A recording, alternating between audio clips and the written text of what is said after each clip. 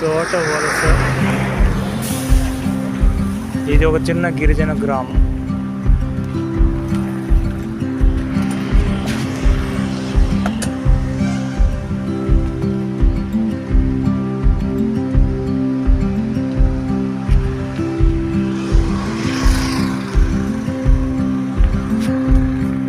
ఇది అల్లూరు సీతారామరాజు జిల్లా అరకు వ్యాలీ వెళ్ళేటప్పుడు ఈ లోయలో తగిలే మొట్టమొదటి గ్రామం అంటే ఘాట్ రోడ్లో ఇది తోట వలస. బోర్డు చూశారు కదా, ఈ తోట వలస. ఇక్కడ లోపల ఇళ్ళు ఉన్నాయి, అంటే మనకు ఎక్కువ కనిపించట్లేదు.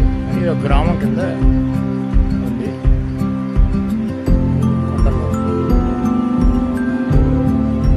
ఇది దారి కిందకి దిగటానికి.